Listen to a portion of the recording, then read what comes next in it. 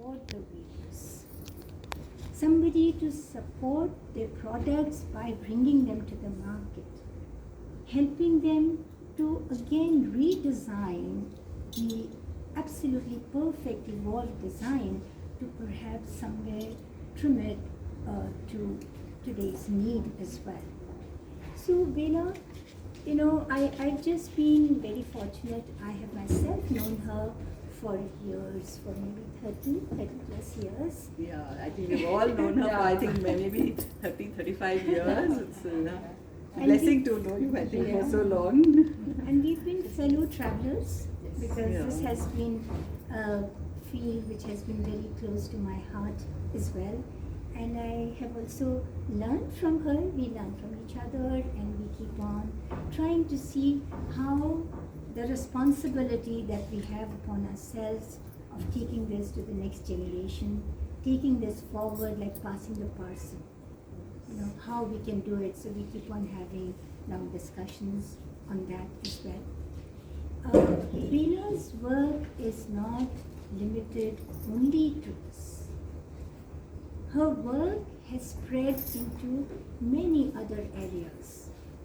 We are talking about Patan Patola. She's from Gujarat. She is so rooted. She knows so much about the traditions and the culture and the ethos of Gujarat. So the way she is able to communicate and get them to work, train the younger people, because master weavers are only a handful now. Unless we train younger people, they will go. So she's the one. So she not only the queen of Patan Patola weaving, but she has worked with many crafts across, whether it's Assam, whether it's Orissa, whether it is, in Sholapur with the gold beads, with so many other things. So I think just to say that she is a complete person who has been so committed to Indian crafts and textiles, I think I can't say anything beyond that, because you know the story of textiles and crafts of India. So without saying anything more, I will just say that thank you for coming, for agreeing to come and taking the trouble. Thank you, Belaji. Thank you. I really value this collaboration because I do believe that this kind of support, the kind of support that I'm receiving just now, is definitely needed for all the textile and the craft tradition and also the khadi traditions. So I do believe that this is a valuable meeting where I'm praying that we will be able to take this forward to the next level. So it's a pleasure to talk to all of you. Thank you. Thank you for giving me this opportunity, and I appreciate the whole team, not just both of you and you, but the whole team behind it. I appreciate that. Thank you. Thank you very much. We'll leave it to you now to read the story. Yes. I think all of us know what is a patola, right? What? Weft? We know. We don't have to go through that, right? Okay. There are 3 kinds of patolas. Even in pattern, there is a weft patola where the work is done only in the weft. Say for example, the one which I am wearing, it's a weft patola. Warp patolas are very few, and because of the technology reasons and because of the cost reasons, warp patolas are very rare. But then comes the main category of double patola, where the warp and the weft has the same design, the corresponding design, so that when they meet together, at that point, the design comes alive. Say for example, she is wearing the Navratna. Now, can you see the white is pure white? The yellow is pure yellow. Can you see the red is pure red? Whereas what I am wearing, can you see that yellow has a tinge of pink? white has a tinge of pink because the warp is one color, and then the weft has the tie and dye at the yarn stage, and then it is woven.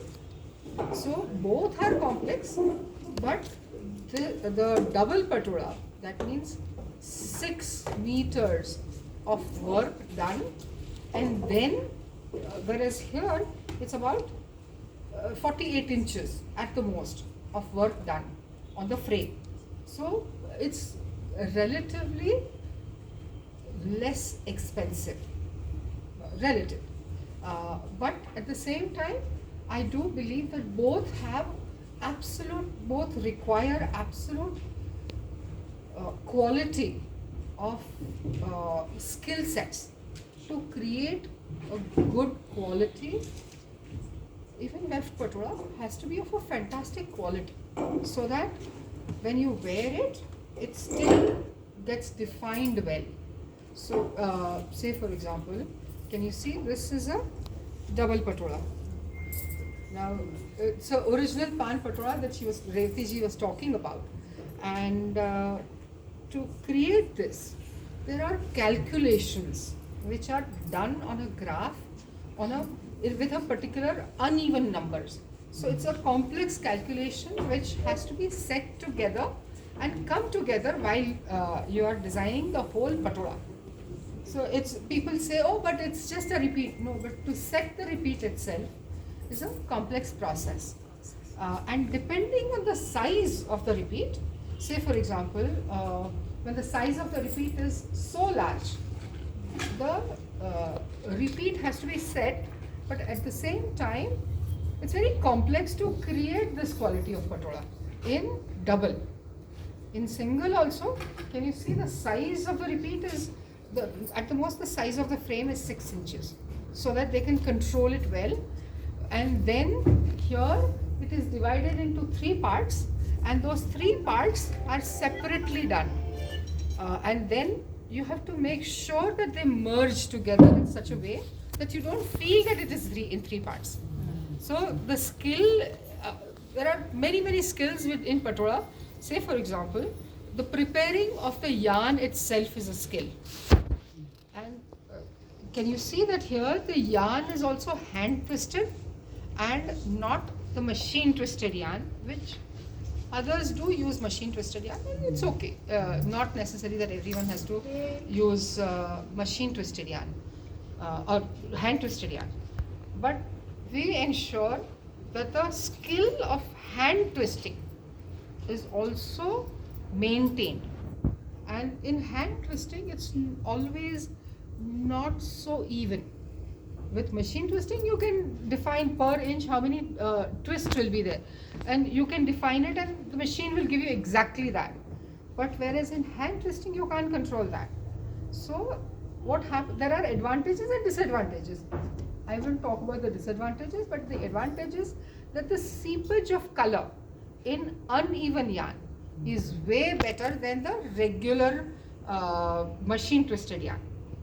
So the depth of color, say for example what Revati ji is wearing, can you see the green is absolutely deep green, and the depth of color is very vital. Also the clarity of work that is done. Now when it is uneven yarn, the tie slippage is little less. So the bleeding or the crinkling effect that comes, which is much less with the hand twisted yarn. We ensure both warp and the weft is hand twisted and not with the machine twisted yarn. Then comes the actual tie and dye. The skill of tie and dye. There are so many different ways of tying and dyeing with different technologies. Say for example, you are wearing a patola. Would you like to get up and show it to people? Yeah?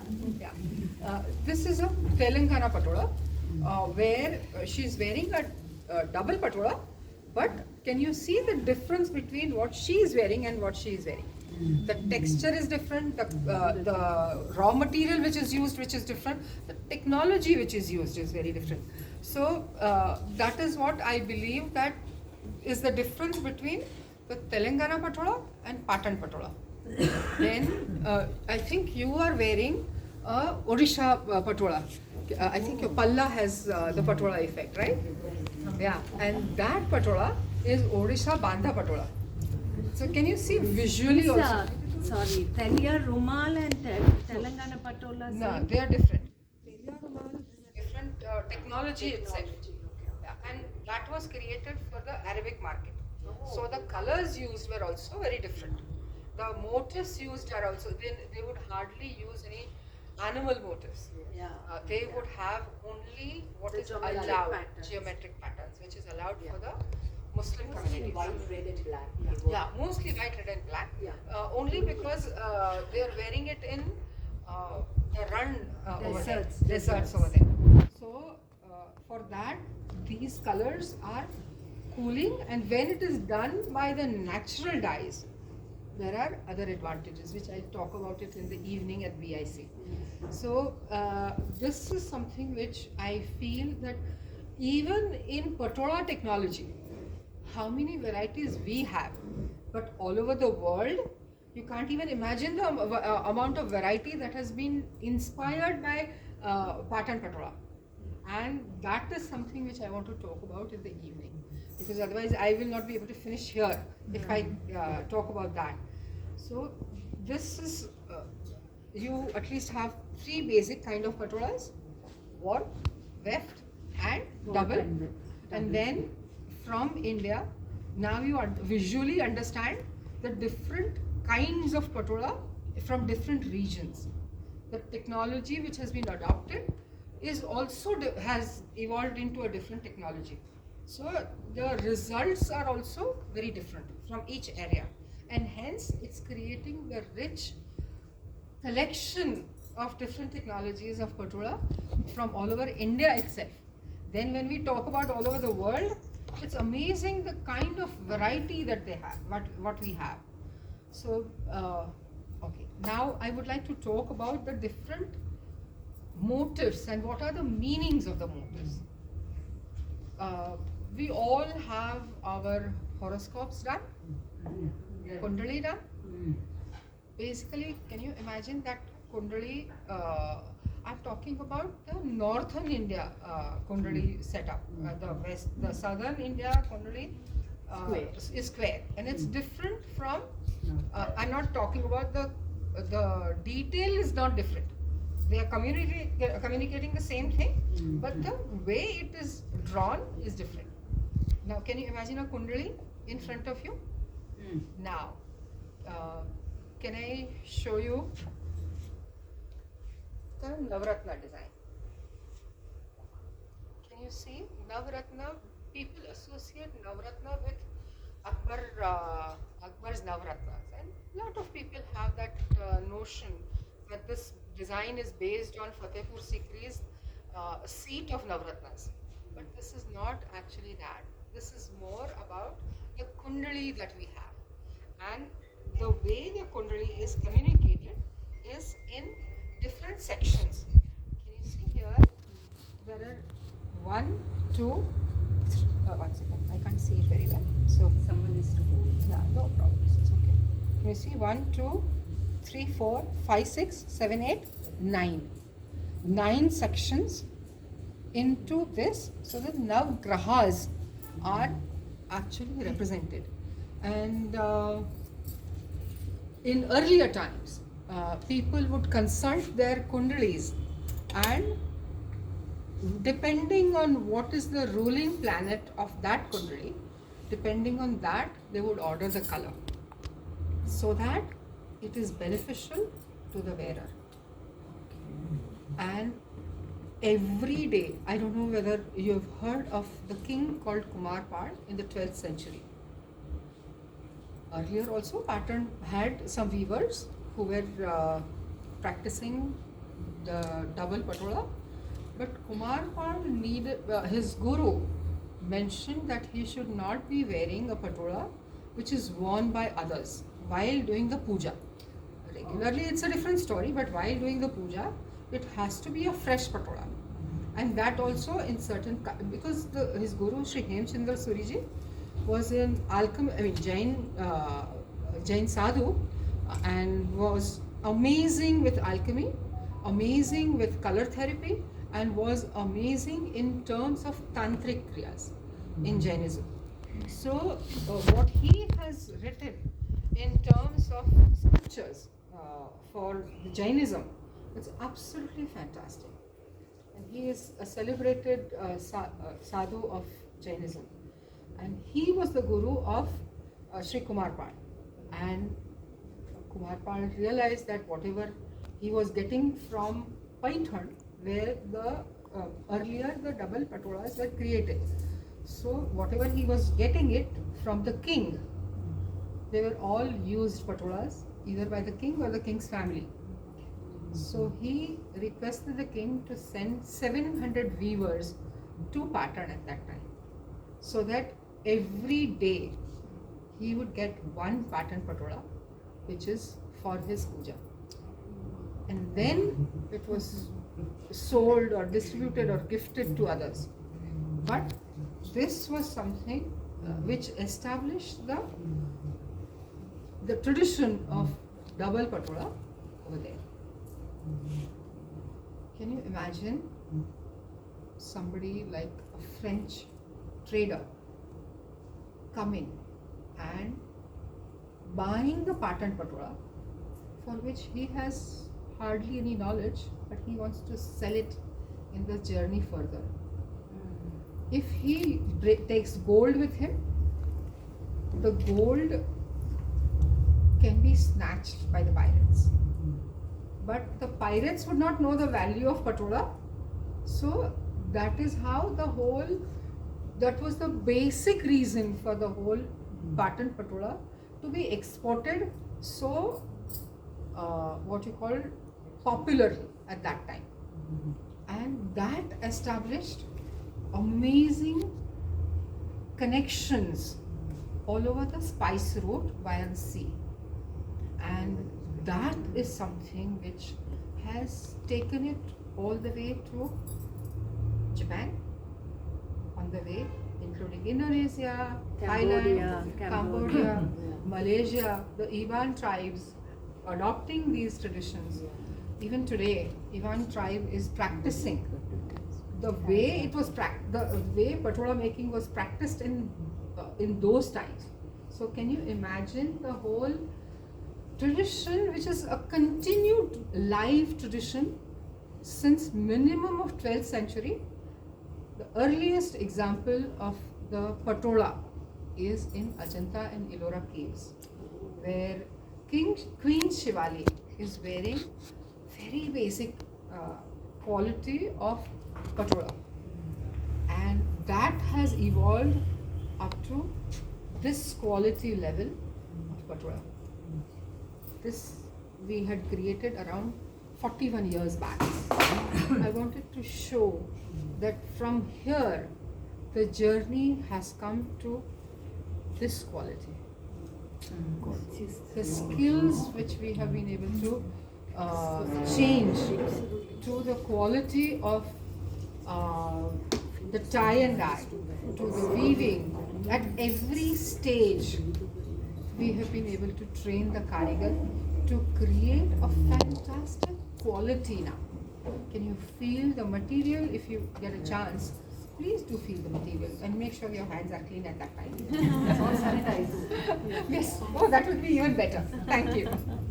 So that is what which has been my whole journey is all about, to ensure that the skills are actually improving, but much more than improving, I want to make sure that they exist the way they are, and I want to ensure each generation of up till now has given their own signature in whichever way that they could and brought it up to here. Now we need to put our signature onto the patolas, and the classical designs will have obviously their own connotations and when to gift and what to wear when. Each piece will have a significance of what to wear and when. But we have, I am not too sure about how many of you have heard of Fibonacci numbers. Fibonacci. Yes. So we have created designs using those Fibonacci geometry. This is new. This is a new direction which I am trying to give. Can you see this? Very nice. These are Fibonacci is a number or the geometry which you see all over the nature, and lot of work has been done on this by Leonardo da Vinci and lot of other Italian artists, and they have brought it out in such a way that we understand why a flower grows in a certain way or why a leaf will grow in a certain way. There are geometries involved. It may look as if it's asymmetrical, but there is a geometry even in that asymmetry. So I am very, very fascinated. We have created at least 52 designs in using Fibonacci geometry. These are one of the first few designs that I'm showing you, and this has been translated into Patola. We are working on others getting translated into Patola. But this is the new direction which from my side I'm offering from our generations. Many of you are welcome to, have your own language in Patola. And time will tell which is going to be a classic. I don't think I am qualified to say that tomorrow this is going to be a classic. Whatever works for everyone, for the market decides that. Bela Sangvi cannot decide that. But this is something which I am offering just now to all of you. Thank you very much for listening. Thank you. So lovely. Very nice.